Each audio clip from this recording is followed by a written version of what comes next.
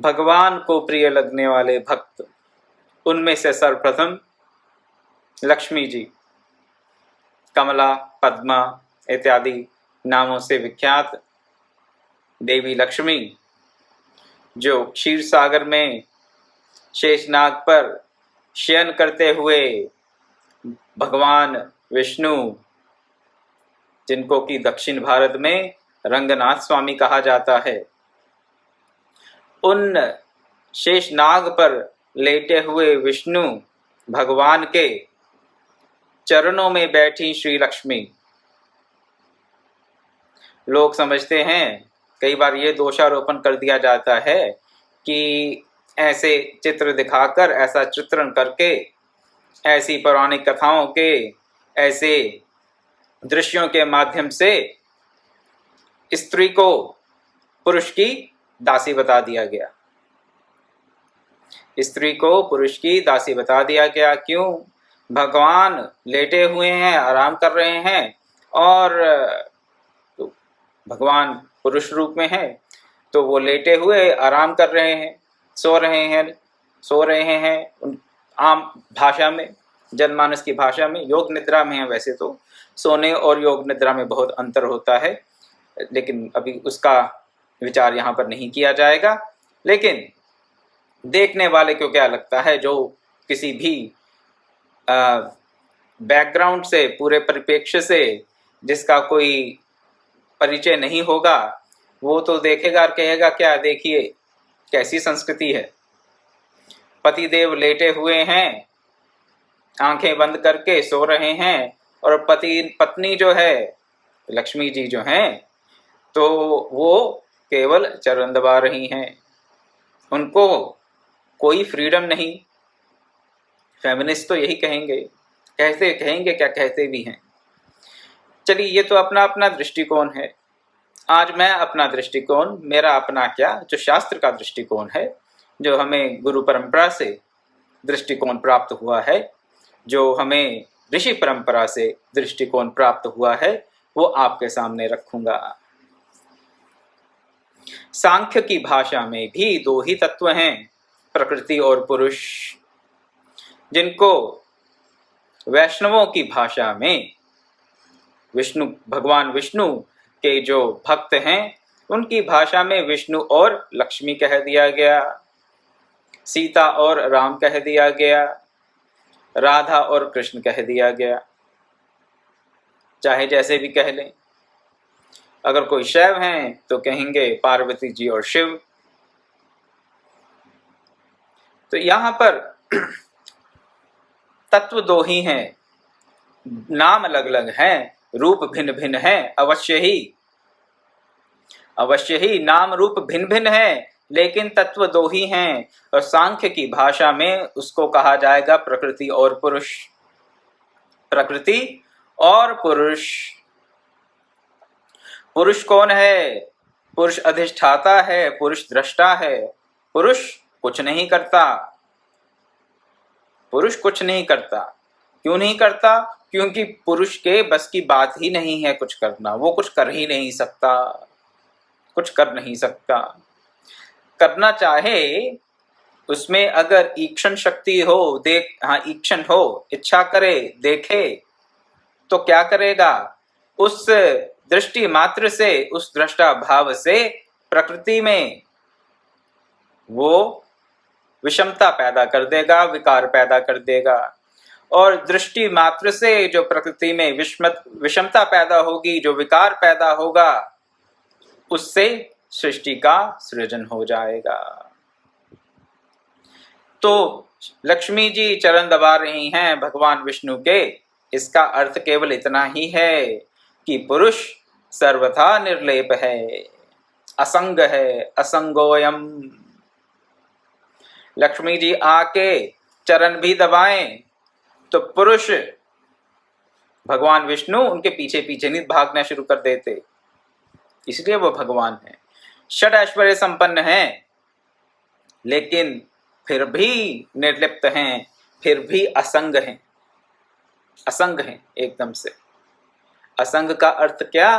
कि उनको किसी प्रकार की भी कोई अटैचमेंट नहीं है, ऐश्वर्य सब हैं, सिद्धियां सब हैं, निधियां सब हैं विष्णु जी के पास, राम जी के पास, कृष्ण जी के पास, लेकिन उनकी अटैचमेंट किसी में नहीं, इसीलिए भगवान है, इसीलिए उनका ऐश्वर्य है, क्योंकि अटैचमेंट नहीं। और हम लोग क्या करते हैं, चलिए विष्णु जी की आराधना कर लेंगे, कभी कभी विष्णु जी मिल गए, मर के प्राप्त कर लेंगे, मर के वैकुंठ जाएंगे, जीते जी क्या चाहिए, लक्ष्मी, जीते जी तो लक्ष्मी के पीछे भागेंगे। लक्ष्मी किसका प्रतीक है, केवल धन का ही प्रतीक नहीं है लक्ष्मी, लक्ष्मी इस पूरी सृष्टि का प्रतीक है। सृष्टि के जितने भी वैभव हैं, धन ही नहीं, बाकी सब वैभव भी जो हैं सृष्टि के, पूरी सृष्टि ही लक्ष्मी स्वरूपा है। लक्ष्मी इसी को इंगित कर रही हैं यहाँ पर भगवान के चरण दबाते हुए। जो हम चित्र देखते हैं लक्ष्मी नारायण जी का आमतौर पर, क्या पुरुष असंग है, भगवान असंग हैं। पुरुष कौन है, पुरुष स्त्री वाला पुरुष नहीं, यहाँ पे पुरुष से अर्थ है आत्मा का। किसकी आत्मा कहेंगे आप, मेरी आत्मा, आपकी आत्मा, पुरुष की आत्मा, स्त्री की आत्मा, कुत्ते बिल्ले की आत्मा, कीट पतंग की आत्मा, पेड़ पौधे की आत्मा, आत्मा भी एक ही है। एक ही आत्मा भांति भांति के रूपों में हमें पृथक पृथक अलग अलग दिखाई देती है, लेकिन आत्मा है एक ही। आत्माएं नहीं होती, आत्मा एक ही है। हाँ, भासती, ऐसे लगता है देखने में कि अलग अलग हैं, लेकिन है एक ही। तो ये जो पुरुष है, ये जो आत्मा है, ये असंग है प्रकृति से, लक्ष्मी से, और प्रकृति माता लक्ष्मी इसी पुरुष की सेवा में तत्पर रहती हैं। क्यों? क्योंकि लक्ष्मी जी जो हैं, जो प्रकृति है, वो पुरुष की ही एक अभिव्यक्ति मात्र है। पुरुष स्वयं में कुछ कर नहीं सकता, पुरुष असंग है। ब्रह्म जो है, पुरुष जो है, आत्मा जो है, अयम आत्मा ब्रह्म, तो ये आत्मा जो है, ब्रह्म है, ये जो पुरुष है, ये इसमें कुछ भी करने की शक्ति नहीं, ये कुछ नहीं कर सकता, केवल दृष्टा मात्र हो सकता है, ईक्षण कर सकता है। ब्रह्म सूत्र की भाषा में ईक्षण कर सकता है। ईक्षण करने मात्र से लक्ष्मी जी इनकी सेवा में उपस्थित हो जाती हैं। ईक्षण करने मात्र से लक्ष्मी जी इनकी सेवा में उपस्थित होकर सदा सर्वदा के लिए इनकी सेवा में ही रहती हैं। आप तो कहेंगे कि भगवान विष्णु आंखें बंद करके लेटे हुए हैं, तो ईक्षण कैसे हो रहा है? आंखें बंद करके भी देख रहे हैं भगवान, आंखें बंद कर कर लेटे हुए हैं योग निद्रा में, और उस योग निद्रा में ही वो सृष्टि कर रहे हैं। कैसे सृष्टि कर रहे हैं? अनेकों ब्रह्मांड, अनेकों ब्रह्मांड उनके संकल्प मात्र से उदय हो रहे हैं। संकल्प वो करते हैं, और उनकी जो सृजनात्मक शक्ति है वो लक्ष्मी है, वो प्रकृति है। सृजन लक्ष्मी जी करती हैं। संकल्प किसका? विष्णु जी का। और सृजनात्मक शक्ति किसकी? लक्ष्मी जी की। तो पुरुष यहाँ पर, विष्णु जी यहाँ पर क्या कर रहे हैं? केवल एक सपना देख रहे हैं, सपना देख रहे हैं, और उस सपने में जितनी भी एनर्जीज इन्वॉल्व हैं, जितनी भी क्रियाएं हैं, जितनी भी ऊर्जाएं हैं, उस स्वप्न में, उस चित्र में, उस दृश्य जगत में, इस दृश्य जगत में, वो श्री लक्ष्मी जी की ही अभिव्यक्ति है, भांति भांति के रूपों में। अरे स्वप्न कह दिया सबको, पूरी सृष्टि को स्वप्न कह दिया मैंने। अभी मैंने ही नहीं कहा, शिव जी ने भी कहा श्री रामचरितमानस में, माता पार्वती को उमा कहूं मैं अनुभव अपना, सत हरि भजन जगत सब सपना। ये अतिशयोक्ति नहीं है, ये कोई एक्सैजरेशन नहीं है, ये केवल कोई फ्लावरी लैंग्वेज नहीं है, पुष्पित बातें नहीं हैं। कोई आपको लुभाने के लिए बातें नहीं कही गई हैं। ये जो भगवान शिव ने माता पार्वती को मानस में कहा, ये 100% 100% एक्यूरेट है। क्या उमा कहूँ मैं अनुभव अपना, सत हरि भजन जगत सब सपना। किसका सपना भाई? हाँ, हम भी सपने देखते हैं, लेकिन हम क्या करते हैं, इस सपने को हम रियलिटी मान लेते हैं। Reality, this is real. ठीक है, रियल क्या हुआ है हमारे लिए? किस स्वप्न को हम रियल मानते हैं? सोकर जो स्वप्न देखते हैं उसको, उससे तो उठ के कह देते हैं कि हाँ वो तो सपना था, उठने के बाद कहते हैं। जब तक स्वप्न देख रहे होते हैं तब तक तो ये भान नहीं होता हमें अधिकतर कि वो स्वप्न है, तब तक तो वही रियलिटी होती है। सपने में कुछ चोरी हो जाए, कहीं कुछ छूट जाए तो बहुत टेंशन हो जाती है। सपने में किसी से झगड़ा हो जाए तो गुस्सा भी आता है। स्वप्न में सब प्रकार के भाव कुभाव हमारे मन में आते हैं। सूक्ष्म शरीर है हमारा स्वप्न में, और स्वप्न जगत को हम तब तक सत्य मानते हैं जब तक हम नींद से जाग नहीं जाते। नींद से जागने के पश्चात ही हम कहते हैं कोई नहीं, वो तो सपना था, सपना था, कोई बात नहीं। सपने में कोई मर गया, जी पड़ा, कुछ लाभ हुआ, हानि हुई, तो वो जितनी भी टेंशन्स थी, जितनी भी खुशी थी, जितना भी दुख विषाद था, उठने के बाद हाँ हुआ तो सब फीलिंग हुई, ऐसा नहीं कि वो फीलिंग नहीं हुई, वो सारे अनुभव हुए, लेकिन वो सब सपना था। सपना समझकर उसको हम फिर किसी प्रकार का ज़्यादा उसे इम्पोर्टेंस नहीं देते, उसको हम ज़्यादा अहमियत नहीं देते। लेकिन इस जगत रूपी सपने से हम जागे ही नहीं, अभी तक तो नहीं जागे। सोते हुए जो स्वप्न देखते हैं उससे तो जाग जाते हैं, 6-8 घंटे के बाद जाग जाते हैं और पता चल जाता है कि वो सब सपना था। लेकिन इस जगत रूपी स्वप्न से अभी हम नहीं जागे, और जब तक जागेंगे नहीं इस बात का कैसे अनुभव होगा कि ये भी स्वप्न है। ये अभी हमें सब रियल लग रहा है। Reality, the reality is this. इसको हम इस जगत को स्वप्न ना समझकर, रियलिटी समझकर, सत्य समझकर क्या करते हैं, सब कुछ बहुत सीरियसली लेते हैं, बहुत सीरियसली लेते हैं। हर लाभ, हर हानि हमें लगता है कि जीवन मृत्यु का प्रश्न हो गया है। रिश्ते नाते बहुत अहम हैं। छोटी छोटी किसी से ईर्ष्या, द्वेष, किसी के कटु वचन, किसी की प्रशंसा, प्रतिष्ठा, मान बढ़ाई समाज में बड़ी इंपॉर्टेंट है हमारे लिए। हम कैसे दिख रहे हैं, कैसे वस्त्र धारण कर रहे हैं, कहाँ जा रहे हैं, कौन हमें देख रहा है, हम किससे बात, एक एक बात को हम सत्य मानकर बहुत इंपॉर्टेंस देते हैं। सारा ध्यान इधर है। लेकिन इस सबको रियल मानने के चलते, सत्य मानने के चलते क्या करते हैं, इस स्वप्न से हम जीवन भर जागते ही नहीं। और जब तक जागेंगे नहीं तब तक कैसे आभास होगा कि ये स्वप्न है। सोते हुए जो स्वप्न देखते हैं वो तभी पता चलता है, तभी रियलाइजेशन होती है कि सपना है जब उठ जाते हैं। इस जगत के स्वप्न से जब तक हम उठेंगे नहीं तब तक हमें नहीं पता चलेगा कि ये स्वप्न है।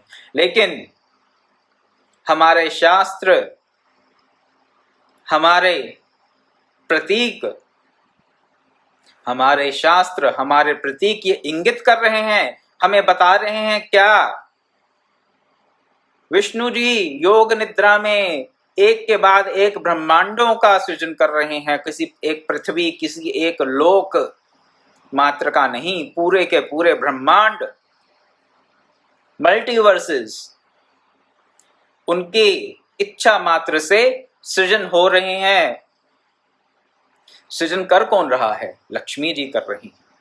इसीलिए लक्ष्मी जी उनके चरणों में बैठकर उनके चरण दबा रही हैं।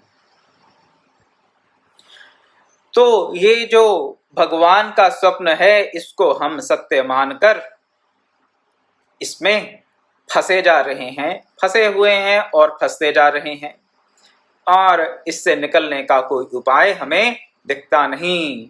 इसीलिए भगवान शिव ने कह दिया माता उमा से, उमा कहूं मैं अनुभव अपना, सत हरि भजन जगत सब सपना। जगत में जो कुछ भी देख रहे हैं ये सब सपना है।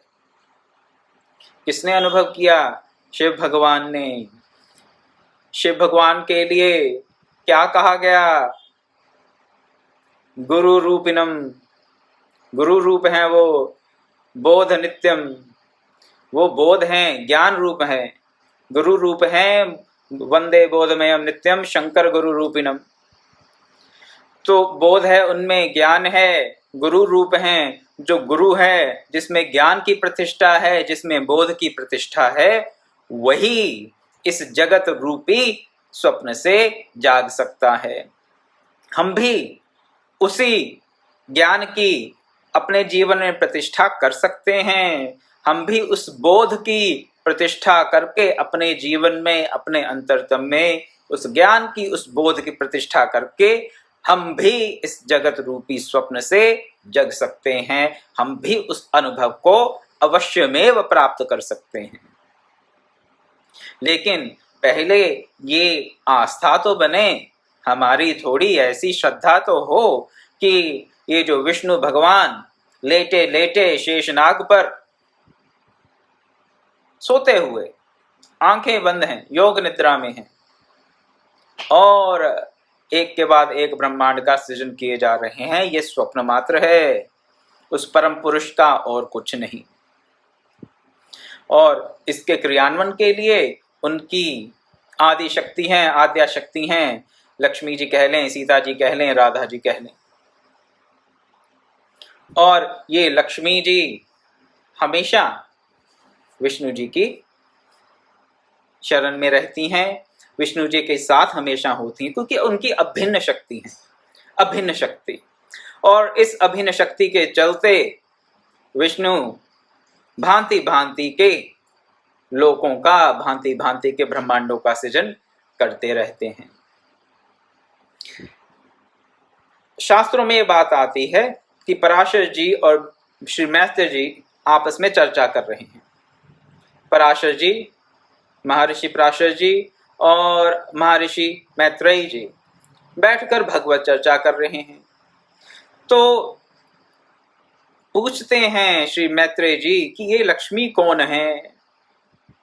लक्ष्मी कौन है, ऐसा प्रश्न करते हैं मैत्रेयी जी, श्री मैत्रेयी जी पराशर जी से। उसके उत्तर में पराशर जी कई उपमाएं दे देते हैं। उनमें से कुछ, लिस्ट बहुत लंबी है, कुछ आपके सामने रखूंगा। श्री मैत्रेयी जी से कहते हैं पराशर जी, हे द्विजश्रेष्ठ, हे श्रेष्ठ ब्राह्मण, भगवान का कभी संग ना छोड़ने वाली जगजननी लक्ष्मी जी नित्य हैं, और जिस प्रकार श्री विष्णु भगवान सर्वव्यापक हैं, वैसे ये भी हैं। जहां जहां विष्णु हैं वहां वहां लक्ष्मी हैं, सर्वव्यापक हैं, सर्वव्यापक विष्णु हैं, सर्वव्यापक लक्ष्मी हैं, उनकी अभिन्न शक्ति हैं। तो जहां शक्तिमान होगा वहां शक्ति तो होगी ही, जहां शक्तिमान होगा वहां पर शक्ति होगी ही। लेकिन हम क्या करते हैं? हमें शक्तिमान नहीं, हमें तो केवल शक्ति चाहिए, और वो भी किस लिए? शक्ति की उपासना करते भी हैं हम, अच्छी बात है। शाक्त संप्रदाय में शक्ति को, देवी को ही ब्रह्मा विष्णु महेश और पूरी जगत की जननी बताया गया है, और ये सत्य भी है। लेकिन हम लक्ष्मी जी की जो आराधना करते हैं वो उल्लू बनकर करते हैं, उल्लू बनकर आराधना करते हैं। उल्लू बनकर आराधना करने से क्या अभिप्राय? उल्लू बनकर आराधना करने का अभिप्राय ये है कि अज्ञान रूपी अंधकार में रहते हुए हम लक्ष्मी को प्राप्त करने की चेष्टा करते हैं, लक्ष्मी पर अपना सत्वाधिकार जमाना चाहते हैं। लक्ष्मी पर सत्वाधिकार जमाना चाहते हैं। इस प्रसंग में एक किसी संत का एक वक्तव्य भी है, दोहा तो मुझे याद नहीं, लेकिन उसका अर्थ आपके सामने रखता हूं। शायद कबीर जी ने यह कहा था, कहते हैं कि एक निर्धन की स्त्री को भी, एक गरीब से गरीब व्यक्ति की स्त्री को भी, उसके ऊपर भी कोई अपना सत्वाधिकार स्थापित नहीं करना चाहता, हिचकिचाता है।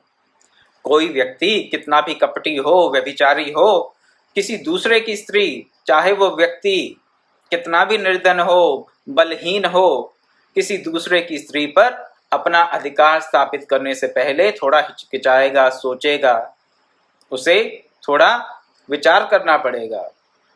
लेकिन कहते हैं, हे भगवान विष्णु, तुम्हारी पत्नी पर तो पूरे का पूरा विश्व अधिकार करना चाहता है।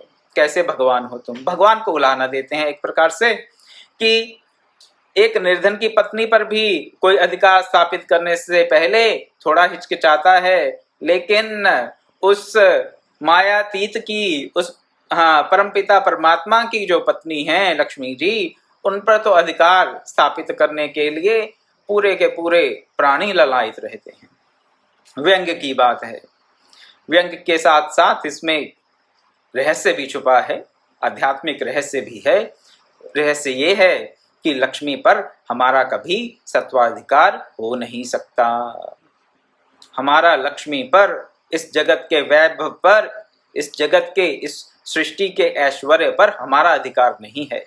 अधिकार किसका है? केवल और केवल विष्णु का। और विष्णु के अधिकार के, भगवान के अधिकार की जो बात है, वहां पर अगर हम अपना अधिकार जमाना चाहें तो फिर तो हम भगवान से कंपटीशन करने पे उतर आए हैं। फिर हम काहे के भक्त?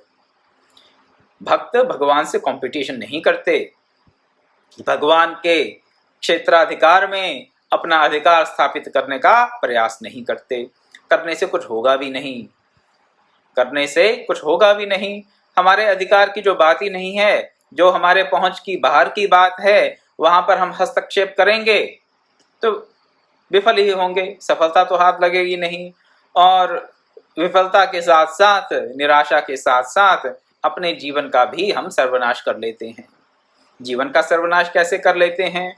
जो लक्ष्मी हमारी कभी हो नहीं सकती, जो ऐश्वर्य हमारा कभी हो नहीं सकता, इस सृष्टि के, इस जगत के जो पदार्थ हमारे कभी हो नहीं सकते, इस माया रचित जगत के किसी भी वैभव को जब हम हमेशा के लिए प्राप्त कर नहीं सकते, तो उसके लिए जीवन पर्यंत प्रयत्न करते रहते हैं। जो हो नहीं सकता उसके लिए जीवन पर्यंत प्रयत्न करते रहते हैं। लक्ष्मी की प्राप्ति के लिए, यश की प्राप्ति के लिए, मान प्रतिष्ठा की प्राप्ति के लिए, किसी और प्रकार के बल की प्राप्ति के लिए और किसी भी प्रकार के अधिकार की प्राप्ति के लिए जीवन पर्यंत हम लगे रहते हैं। प्रयत्न, निरंतर प्रयत्न। लेकिन इस पर किसी का सत्वाधिकार नहीं है। किसका सत्वाधिकार है? पूरी की पूरी सृष्टि पर जिसका ये सपना है, किसका सपना है? वही भगवान श्री रंगनाथ का। भगवान श्री रंगनाथ, श्री विष्णु लेटे लेटे योग निद्रा में इस सृष्टि का सृजन कर रहे हैं।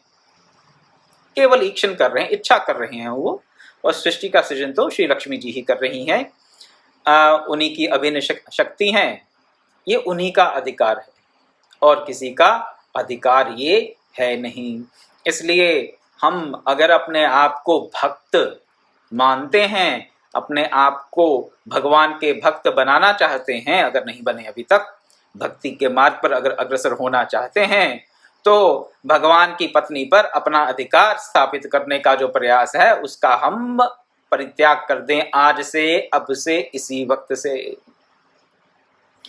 इस संसार के वैभव पर जब तक हमारा सत्वाधिकार स्थापित करने की बुद्धि रहेगी, दिमाग में हमें ये मिल जाए, ये मिल जाए, ये स्टेटस में कुछ भी प्राप्ति किसी भी प्रकार की, प्राप्ति की बात रहेगी तब तक हम भक्त हो नहीं सकते, तब तक हम भक्त नहीं हो सकते। संसार के वैभव सभी तू जान जलती आगरे, दे त्याग रे सुख स्वप्न का बीती निशा अब जागरे। परम पूज्य गुरुदेव ब्रह्मश्री विश्वात्मा बावरा जी, उनकी प्रार्थना में ये उन्होंने बात लिखी।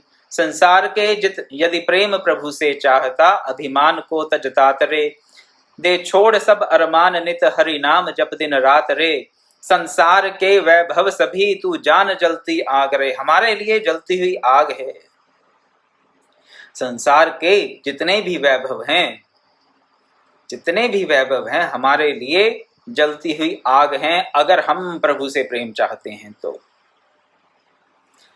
दे त्याग रे सुख स्वप्न का, उमा कहूं मैं अनुभव अपना, सत हरि भजन जगत सब सपना। दे त्याग रे सुख स्वप्न का, जो भी तत्व दृष्टा ऋषि हुए हैं, जिन्होंने भी उस परम तत्व को प्राप्त किया है, उनको परम तत्व की प्राप्ति इसीलिए हुई क्योंकि उन्होंने ये प्रत्यक्ष देख लिया कि ये जगत स्वप्न है।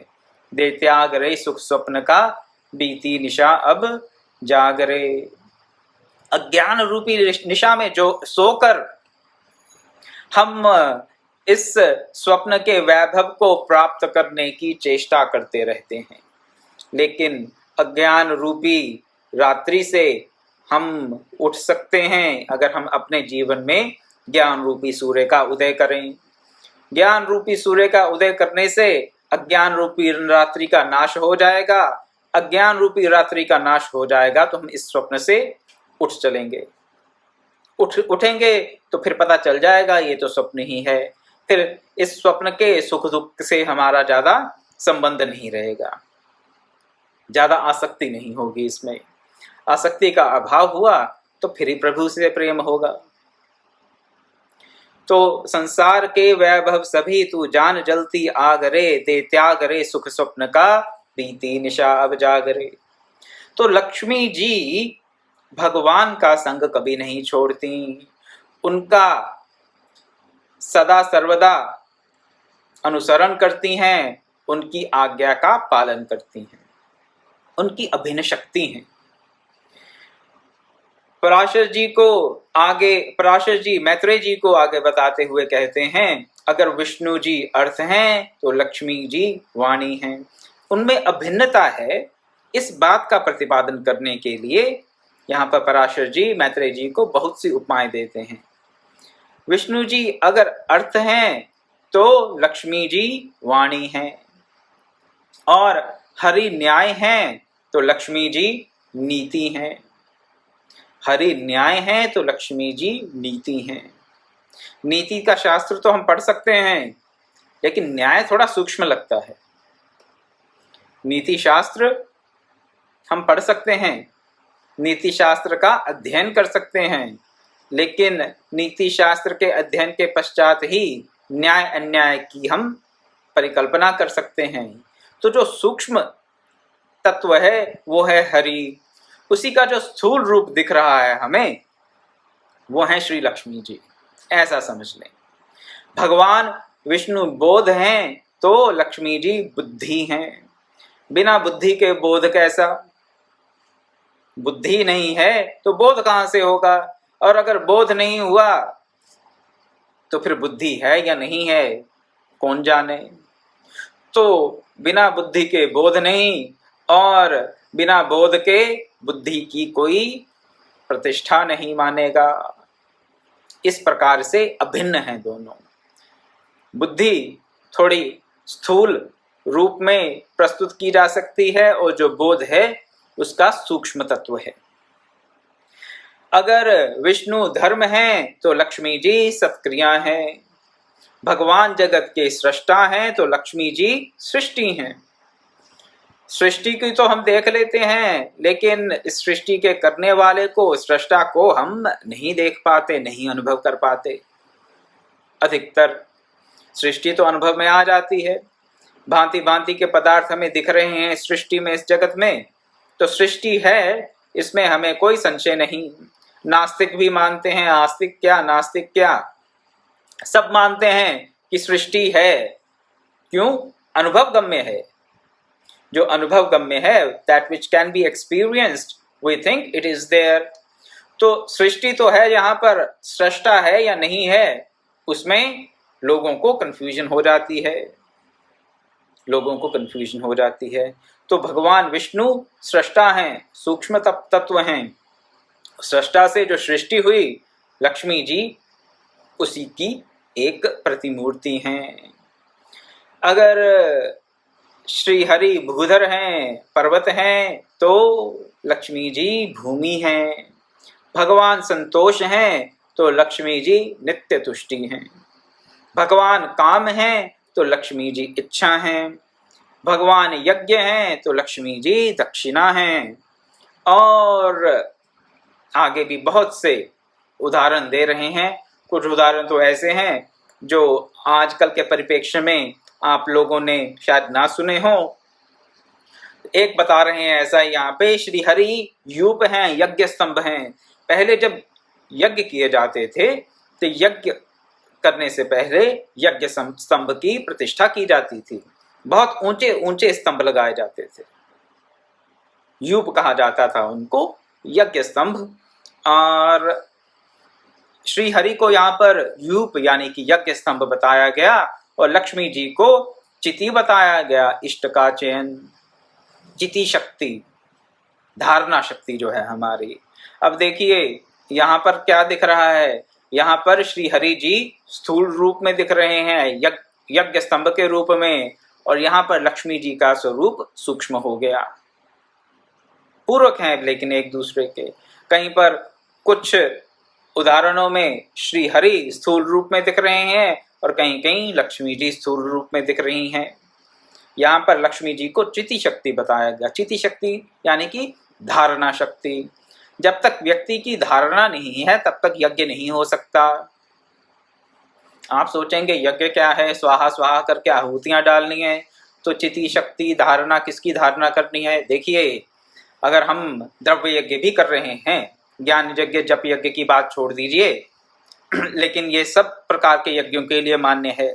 जब तक हम इष्ट का चयन करके उसकी धारणा ना कर लें तब तक हमारे द्वारा दी गई कोई भी अग्नि में आहुति उस इष्ट देवता तक नहीं पहुंचेगी।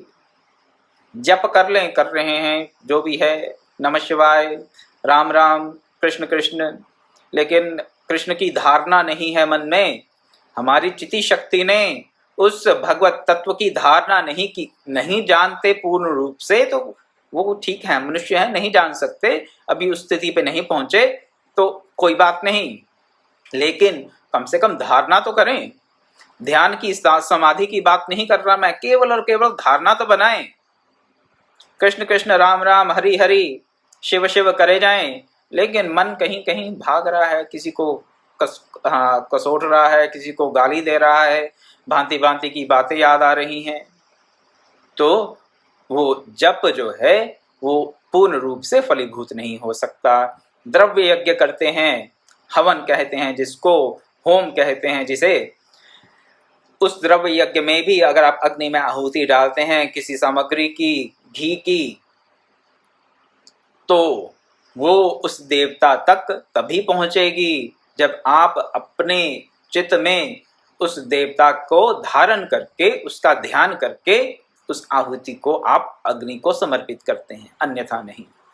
इसीलिए यहाँ पे कह दिया गया, हरि क्या है? यज्ञ स्तंभ हैं, यूप हैं। आपने यज्ञ स्तंभ तो बना दिया, यज्ञ की प्रतिष्ठा कर दी, यज्ञशाला बना दी, ऐसा समझ लीजिए। यज्ञ स्तंभ से थोड़ा कंफ्यूजन हो रही हो तो आपने यज्ञशाला बना दी, स्थूल रूप से हवन कुंड तैयार कर दिया, बड़े बड़े यज्ञ कुंड बना दिए, सब प्रकार की सामग्री भी ले आए, सब प्रकार के ब्राह्मणों को भी आपने, सब प्रकार के पुरोहितों को भी आपने आमंत्रित कर लिया, यज्ञ भी आरंभ हो गया, लेकिन चिति शक्ति नहीं है, तो फिर उस यज्ञ के पूर्ण होने में संदेह तो मेरी दृष्टि में तो बना ही रहेगा। चिति शक्ति नहीं है तो यज्ञ संपन्न तो कर लेंगे स्थूल रूप से, लेकिन यज्ञ की जो पूर्णाहुति होगी, जो परम प्राप्ति होनी चाहिए, वो मेरी दृष्टि से नहीं होगी। इसीलिए कहा गया कि लक्ष्मी जी चिति हैं। भगवान को कुशा बताया और लक्ष्मी जी को समिधा। कुशा घास तो आप जानते होंगे, कुशा का वर्णन आगे भी आएगा। कुशा को इतना पवित्र क्यों माना जाता है उसका हम थोड़ा सा अध्ययन करेंगे जब आगे गरुड़ जी की कथा आएगी। तो कुशा को पवित्र मानना, कुशा को कर्मकांड में अपने यहाँ किसी भी प्रकार के पूजन में इतना महत्वपूर्ण स्थान क्यों दिया जाता है उसका वर्णन हम गरुड़ जी की कथा में करेंगे। लेकिन यहाँ पर बताया गया कि अगर लक्ष्मी जी समिधा हैं, समिधा क्या, हवन के लिए जिस लकड़ी का प्रयोग किया जाता है उसको समिधा कहा जाता है। उनकी जानकारी के लिए बता दो जिनको ना मालूम हो, समिधा हवन के लिए जिस लकड़ी का प्रयोग किया जाता है उसे समिधा कहा जाता है। कुशा एक प्रकार की घास होती है जिसको कि हमेशा हम करते हैं, प्रयोग में लाते हैं, किसी भी यज्ञ में, पूजन में, किसी प्रकार का रुद्राभिषेक कर रहे हैं, किसी और इष्ट देव की हम पूजा अर्चना कर रहे हैं तो कुशा घास को हम अवश्य ही प्रयोग में लाते हैं। बहुत शुद्ध पवित्र मानी जाती है, अमृत में मानी जाती है कुशा। तो भगवान कुशा है तो लक्ष्मी समिधा है।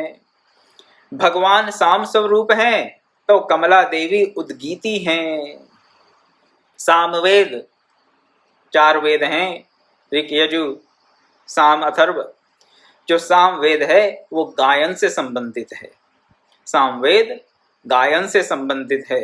तो जो सामवेद, अगर भगवान विष्णु सामवेद हैं तो लक्ष्मी जी उद्गीति हैं, उनको जो गाया जाता है। सामवेद तो हो गए वेद मंत्र, लेकिन जो वो वेद मंत्र हैं सामवेद के, उनका जो मेन पर्पस है वो गायन से ही संबंधित है, गायन से ही संबंधित है। वही मंत्र आपको ऋग्वेद में भी मिल जाएंगे, यजुर्वेद में भी मिल जाएंगे। कई मंत्र ऐसे हैं जो ऋग में भी हैं, यजु में भी हैं, फिर साम में भी हैं। लेकिन सामवेद में उनका संकलन इसलिए किया गया क्योंकि गायन के लिए उनका कोई विशेष महत्व है। तो सामवेद के मंत्र अगर विष्णु जी हैं तो सामवेद के मंत्रों का जो गायन है वो लक्ष्मी जी हैं। भगवान विष्णु शंकर हैं तो लक्ष्मी जी गौरी हैं। इसी प्रकार आगे बहुत से उपमाएं देते हैं और अंत में कहते हैं कि हे मैत्रेय, अगर नारायण लोभ हैं तो लक्ष्मी जी तृष्णा हैं। पॉजिटिव एग्जाम्पल ही नहीं दे रहे, नेगेटिव एग्जाम्पल भी दे रहे हैं। पॉजिटिव नेगेटिव हमारी अपनी खैर बुद्धि है। तृष्णा को हम कोई लक्ष्मी स्वरूपा नहीं मानते। तृष्णा तो एक प्रकार का विकार है और लोभ भी नारायण स्वरूप नहीं है। लेकिन केवल और केवल ये बताने के लिए कि इनका लोक्ष्मी और नारायण जी का आपस में कितना घनिष्ठ संबंध है, ये इस प्रकार के भी उदाहरण यहाँ पर दिए गए। नारायण अगर लोभ होंगे तो लक्ष्मी जी क्या होंगी? तृष्णा। जैसे लोभ और तृष्णा सदा सर्वदा साथ होते हैं, उसी प्रकार लक्ष्मी और नारायण जी भी सदा सर्वदा साथ होते हैं। अभिन्नता है दोनों में। जैसे लोभ में और तृष्णा में अभिन्नता है, जहां लोभ होगा वहां पर तृष्णा बढ़ेगी ही बढ़ेगी। उसी प्रकार जहां पर विष्णु होंगे वहां पर लक्ष्मी जी होंगी ही होंगी। तो श्री लक्ष्मी जी और श्री विष्णु जी के इस पारस्परिक संबंध को स्थापित करने के लिए मैत्रेय जी को श्री पराशर जी ने बहुत सी उपमाएं दी। इससे तो आप समझ गए होंगे अंततः उन्होंने क्या कह दिया। संक्षेप में यही कहना चाहिए कि देव, त्रियक, मनुष्य आदि पुरुषवाची तत्व भगवान हरि हैं और जो स्त्रीवाची तत्व हैं वो श्री लक्ष्मी जी हैं। सिया राम में सब जग जानी। इसी परम ये तत्व के साथ सिया राम में सब जग जानी, यानी कि जितने भी पुरुषवाची तत्व हैं वो श्री हरि हैं और जितने भी स्त्रीवाची तत्व हैं वो श्री लक्ष्मी जी हैं। इस पूरे जगत में, इस पूरी सृष्टि में इसी भावना के साथ, इसी कंक्लूजन के साथ, इसी निष्कर्ष के साथ मैं अपनी वाणी को विराम देता हूँ। कल मिलेंगे तो श्री गरुड़ जी की कथा का श्रवण करेंगे। बहुत ही इंटरेस्टिंग कथा है श्री गरुड़ जी की, इसलिए आप अवश्य इसका श्रवण करें। ये कथा आई है श्री महाभारत से, महाभारत के आदि पर्व से ये कथा ली गई है। और इसका अगर आपने कभी भी श्रवण नहीं किया पहले, कद्रु और वनिता का, इनकी आपस की जो भी लड़ाई झगड़ा था और उसका क्या निष्कर्ष निकला, गरुड़ जी की उत्पत्ति कैसे हुई, सूर्य भगवान के सारथी अरुण जी की उत्पत्ति कैसे हुई, इन सब कथाओं का विस्तृत वर्णन हम अगले कुछ दिनों में करेंगे। ओम पूर्णमदः पूर्णमिदं पूर्णात् पूर्णमुदच्यते पूर्णस्य पूर्णमादाय पूर्णमेवावशिष्यते। ओम शांति शांति शांति। हरि ओम तत्सत्।